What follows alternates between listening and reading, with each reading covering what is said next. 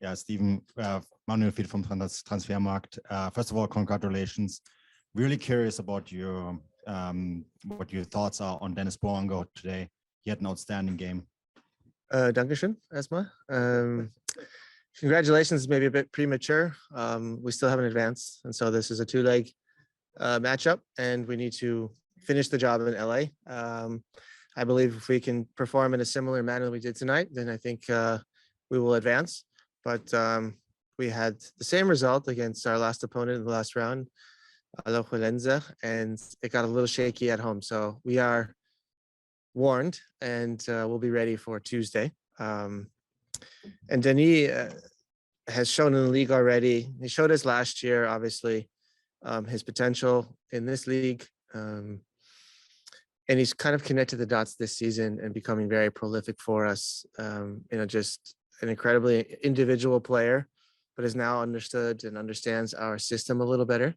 And we're getting him in better positions than we did last season. So I see no reason why this should stop. He can continue in this manner as long as he stays healthy. He's a very important player for our squad after losing our number 9 last season. So players like Denis and Carlos and Stipe, who came in very well, and obviously Mahala, all need to step up and be a little more prolific and productive, and they're doing exactly that. So LAFC's football remains and looks similar to last season, which is our goal. Denis looked like he almost turned a switch and turned it on. Is that how you saw it as well? If I'm completely honest with you, I thought he was quite poor up until that goal. And after that, he was much better. At times, things get a little too individual or complicated. And then we are at our best when we are connecting more passes and finding Denis in better positions to run at players in the box and not in midfield. And sometimes that gets a little mixed up, but he is smart enough and intelligent enough to figure it out, and he did once again. So we're happy with how he finished the game, but certainly we'll talk about the start. Perhaps building off of that question, it seemed like the first half was more of a defensive battle, and then something kind of changed, and around the 50th minute, you guys kind of took hold of the game. What was it in your eyes that changed around that time? Well, I thought in the first half we were in complete control. There were one or two small moments in transition that Vancouver this year has improved greatly in, and that it's kind of is about their game model as well and their positioning.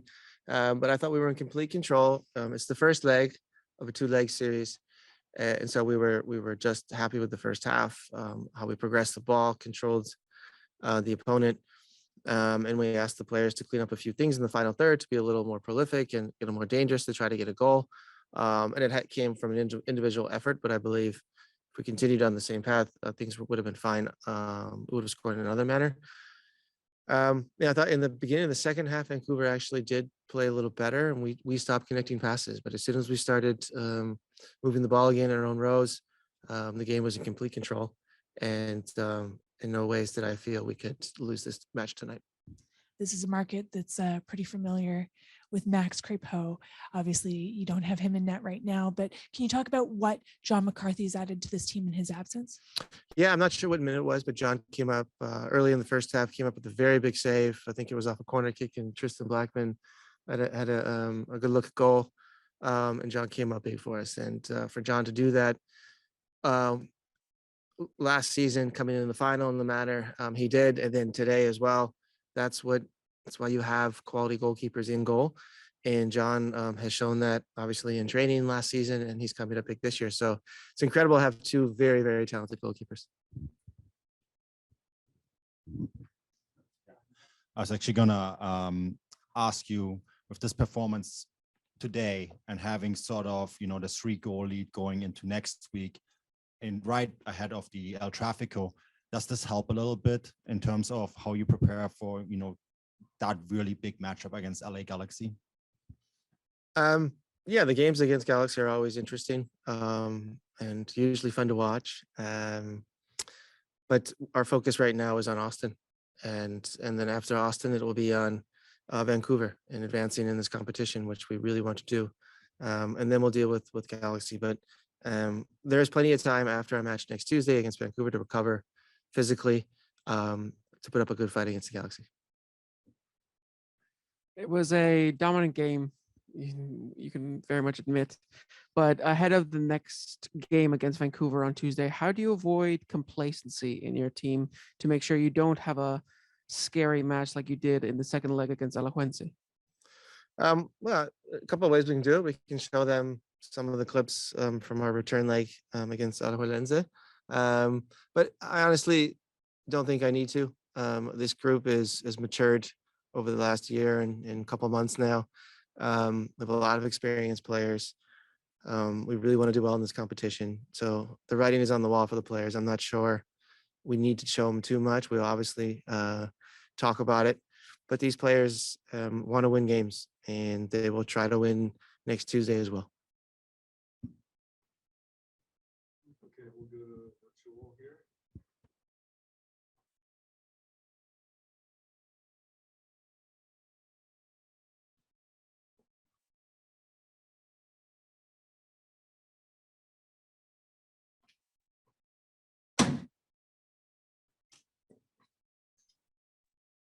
Jonathan, go ahead. Hey Steve, this is Jonathan Siegel from MLSsoccer.com. I couldn't hear volume in the room, but they unmuted me on the line, so I wanted to get a question in. Denis, how have you seen the rest of the squad embrace him as really a leading man of this team? Because he came in last year, gets integrated, takes a second, and then comes up big in big moments. And now it seems like he's becoming a real face of this club in so many ways. Oh,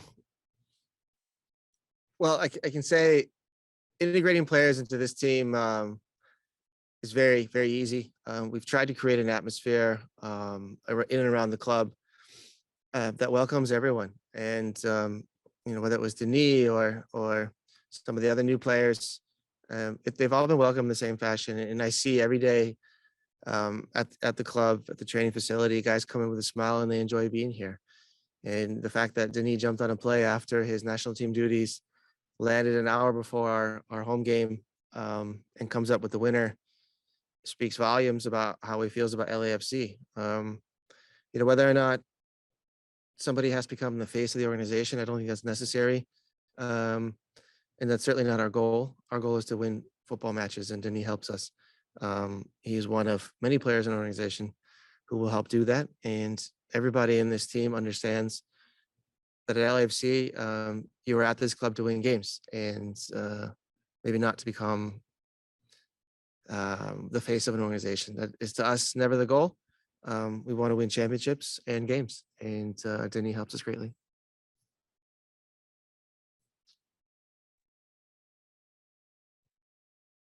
Hey, Steve.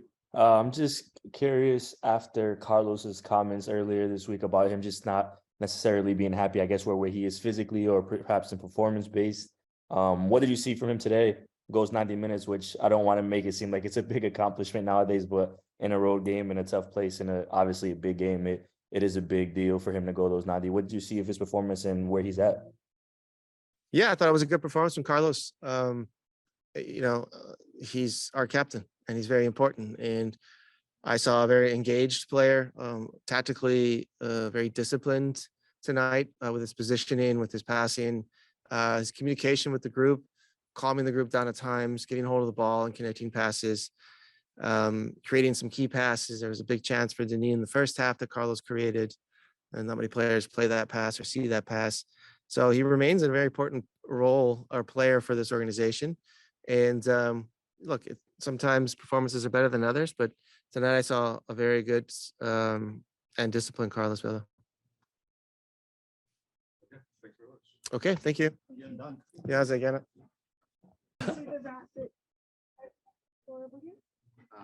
rat? Yeah, there's a rat. There's a rat. A rat. Let's be fast. Vanni, can you give us your first assessment of that performance?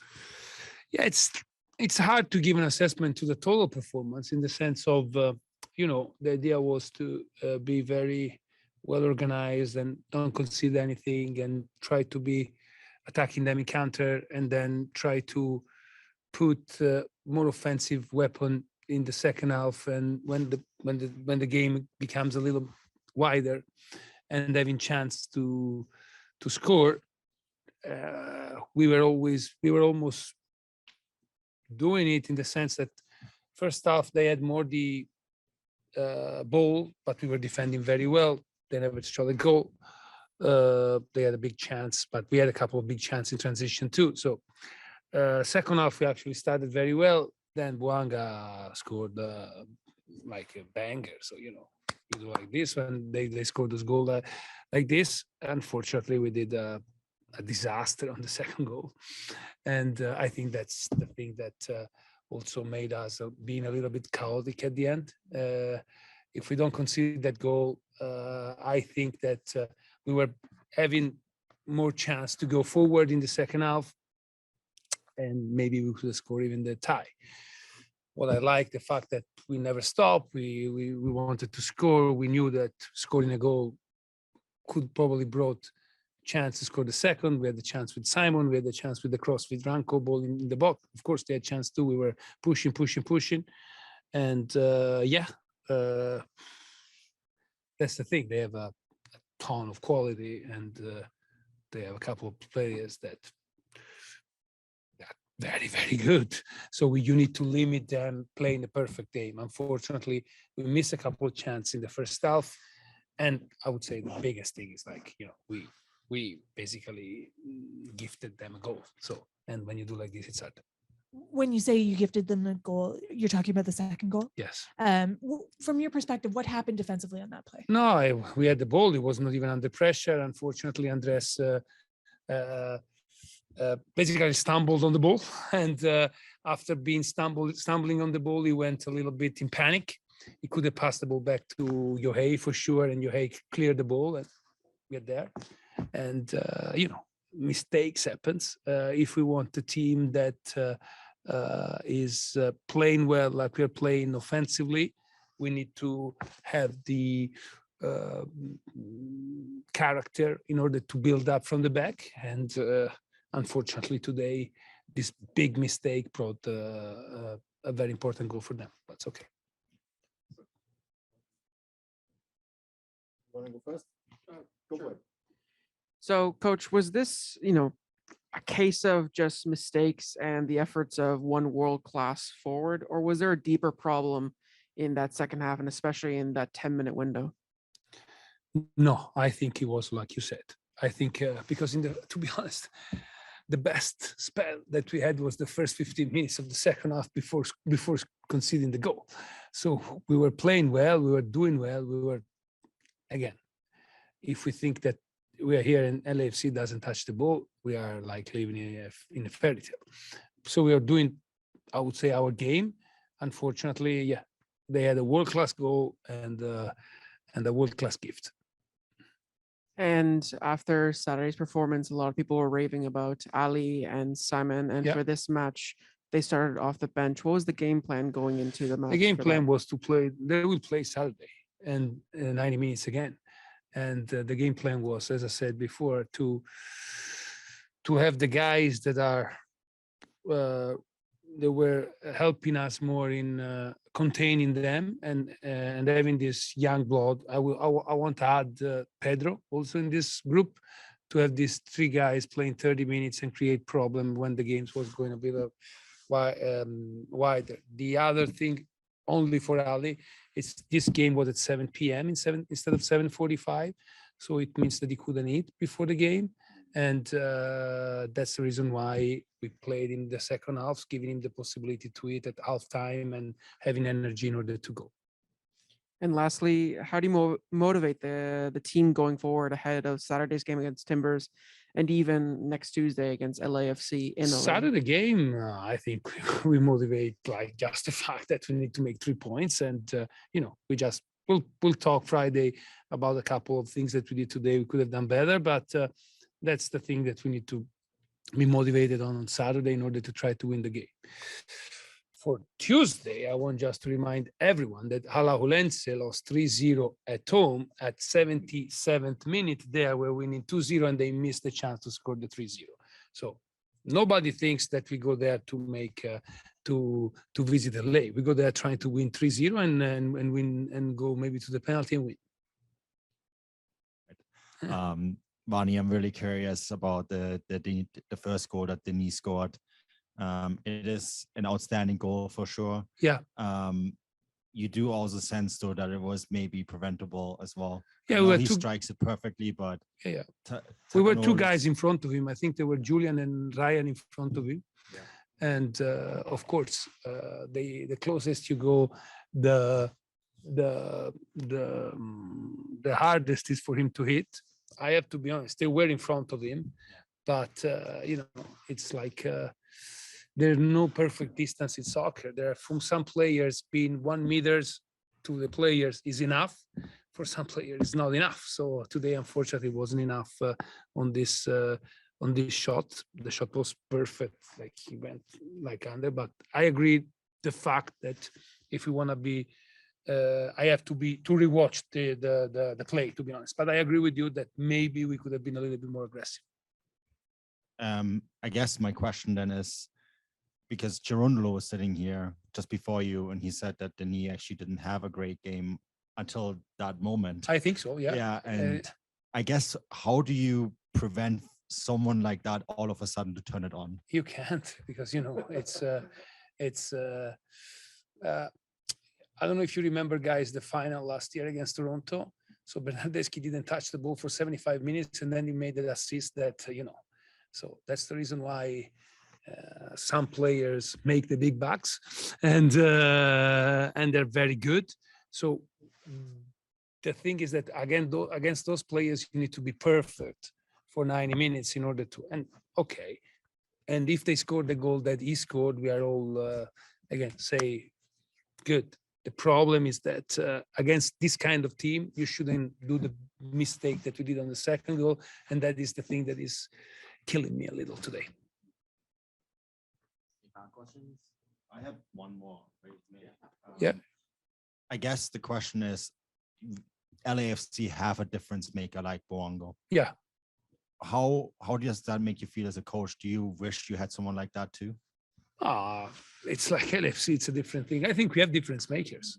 I think, you know, and we have to work with the material that we have that is very good. So I don't want to have like going us in depression because we had a game where probably is the first game where the other team was better than us. And, you know, in the other 8 games between League and Champions League, we were always very good, always on the front foot. So I think that we cannot complain for the quality of the players that we have. It's for sure the best group that I ever had since I'm coaching the Whitecaps. So I'm happy with the guys that I have. Thank you. Thank you. Okay, we'll take it online real quick. If you have any questions from the group on the webinar, any questions, raise your virtual hand real quick. Okay, JJ Adams, go ahead.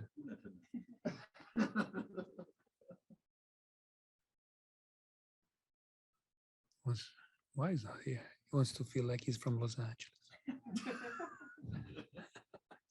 Yeah. JJ, go ahead. You should be unmuted.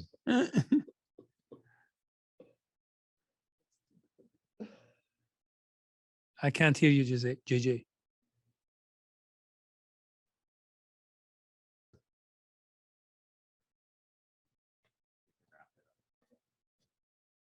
JJ, we've got you unmuted. Is there a question?